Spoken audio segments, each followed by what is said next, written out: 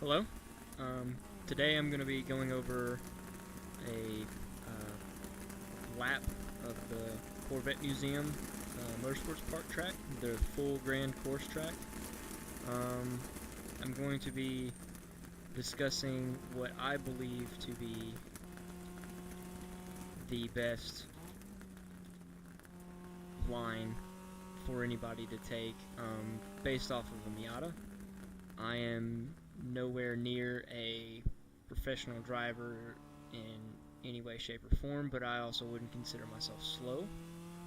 Um, so, with that, I guess let's go ahead and jump right on into this thing.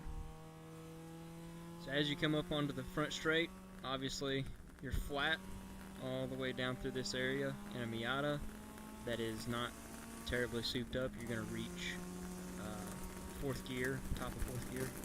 So right here, I am making sure I'm staying left on the track, and I'm watching the numbers as they roll by. Usually brake between the 3 and the 2. Usually more towards the 3, depending on tire wear and how long you've been on the track. If you have slicks or pretty fresh low tread wear tires, you can brake as late as the 2, but you're putting the car on its limit. So as we roll up to the corner, braking at between the 3 and the 2, just depending on your comfort, you start looking towards the right.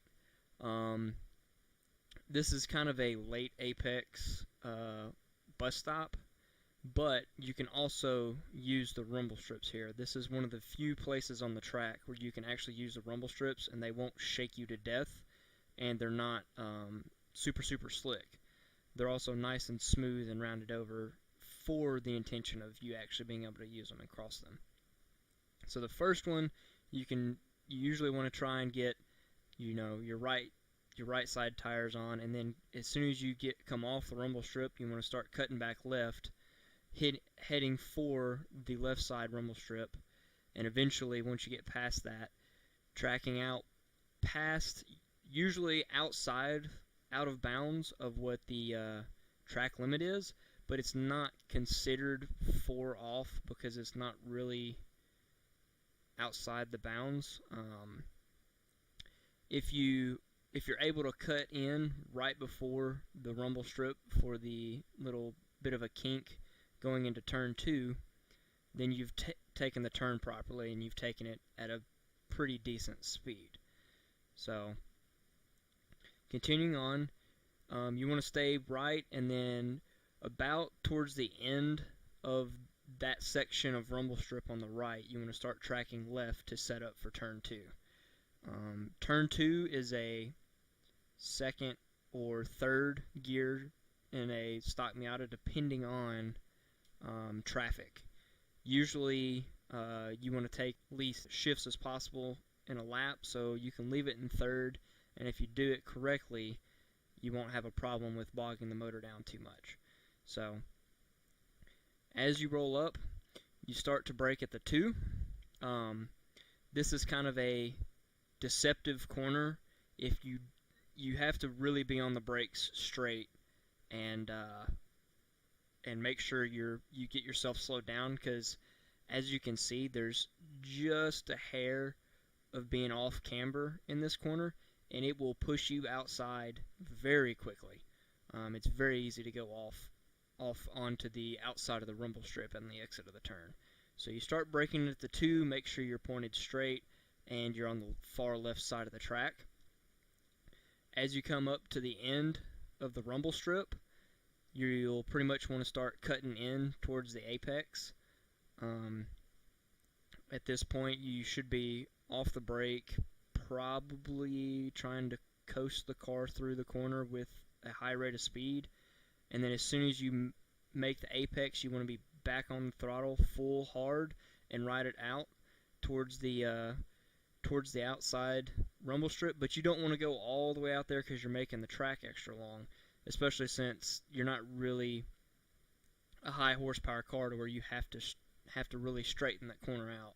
So usually you want to be kind of in the middle of the track and start pointing towards the exit rumble strips of 3, and then being flat all through this area, all the way up till turn 5. Turn 5 is you have to be prepared for turn 5. It is not much of a it's not an easy corner, but it is an easy corner. Most of the time you want to take it flat. When you feel comfortable with the car, you can take it flat. I usually breathe the throttle just to turn it in and make sure that the car is set. But when you have new tires on it, it is a flat corner all day long. So you want to be tracked out far to the left, and as soon as you pass the 1, you want to start cutting back in towards the apex. Don't hit the rumble strips; they will unsettle the car and you will spin. And this is a high-speed corner. I think most of the time it's 85 to 90 mile an hour plus corner. And once you get into the corner, there's not really much runoff on the far left side of the track. So you want to pitch it in, and then once you come to the end of the corner, you want to start straightening up for turn 6. And this is probably this corner, turn 2, and turn 10 are the 3 easiest corners to botch and go off track real easy. Turn 2, you're okay because there's an actual runoff area. But here in turn 6, there is no runoff area, and you'll go across rumble strips if you go off, and it's like a 6 to 8 inch drop on the other side of the rumble strip. So if your car is really low, you will drag something. So be aware of that. So once you get going straight, you want to be dead straight when braking in this one. This is a very, very heavy braking zone. Usually brake at the 2. You can back it up to the 2.5, but on the 2 you're going to put the car on the very limit of what it can do. And so let's just watch this here. So actually this lap I started braking at the 3, probably because this was 3/4 of the way through my stint here, so the tires were kind of greasy and going away. But so hard braking at the 3, between 3 and 2, much like turn 1. And there's pavement where the pavement ends on the outside of the course is kind of where you want to start heading towards the apex. This is a kind of a double apex corner. Leads 6 and 7 are together. So once you reach the end of that asphalt on the left side, you'll start pitching it in towards the apex. And this is a coast corner. You're kind of on the edge of what the car can do. And as soon as you come past the apex, you're hard on the throttle, wide open all the way through turn 7. All the way through turn 7, and then once you get there's no real braking markers for this corner, so it's more of a drag brake. So you get straightened up, and then you kind of just ease on the brakes real quick and come in late, kind of where almost to the point to where you're at where the runoff comes in at. And you'll want to be hard on the throttle. If your Miata gets loose here, you need to work on your setup. It shouldn't get loose here. You should be flat through this corner. You might have a little bit of step out, but it should never slide through this corner. Alright, and so you're flat through 7, 8, all the way through 9, and then coming up to 10. 10 is kind of an interesting corner. If you're following somebody, they are going to do something completely different than what I'm saying to do. Usually a high horsepower car or a higher horsepower car than a Miata is going to stay tracked right and kind of, do the proper apexing of the corner. Whereas with the Miata, you're going to stay left and you're going to point towards the end of the rumble strip on the right side of the track. So you're going to start braking at about the 3, probably 3.5 to 3. And you want to brake straight here, you will slide straight off once again. And this is a very, very heavy braking zone. And you'll come around the bend of 10 there, and you'll point straight at the end of the rumble strip. And when you almost get to that rumble strip, you're going to want to turn in and be hard back on the gas. You should be back full throttle, hitting the apex, and then back full throttle. So the next corner, turn 11, 12, and 13, is called Deception. It looks like the corner, you can't take the corner flat, but you can. All day, every day, even if the tires are worn out, you might get up on the rumble strip a little bit, but you should be good flat through this corner. So you're going to go straight through here, and you're going to want to stay way on the left side, and then almost to the point to where you're going to miss the apex, you cut in. And as soon as you cut in, you hold that line, the car's going to understeer a little bit as you come across the top of the hill, and you're going to think, oh no, it's not going to make the corner. Just stay on it, it'll make the corner, and continue on. Now this is the back straight. I call it the back straight. People call it different things. You're going to be flat all the way down through this up until turn 16. Turn 16, you can usually take with a breath of the throttle. It was so hot, the track was so greasy this day that there was no way you could do this. So this is another corner that you kind of have to fill out for yourself. There's a lot of time that can be made up here along with turn 5.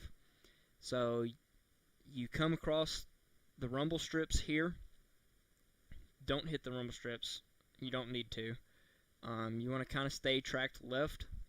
And then there's this, as you come up to the top of the track, it's going to be a blind corner. You can't see anything on the other side. There's where the runoff on the inside meets the racing surface. That's what you're going to want to aim at. And as soon as you see that, you start turning the car in and pointing towards that and coming around the corner. Then you're going to be flat, back hard on the throttle all the way through here into turn 17.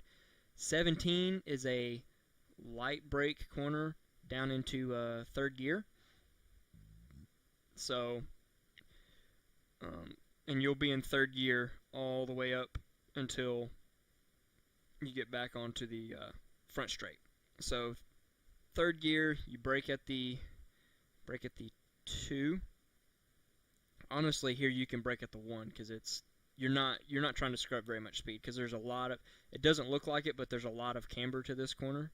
So you should have plenty of ability to take this corner at a really high rate of speed.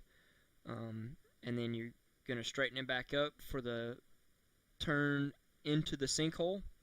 Now a lot of people apex this next corner or kind of avoid the apex altogether to swing out to straighten the line up into the sinkhole.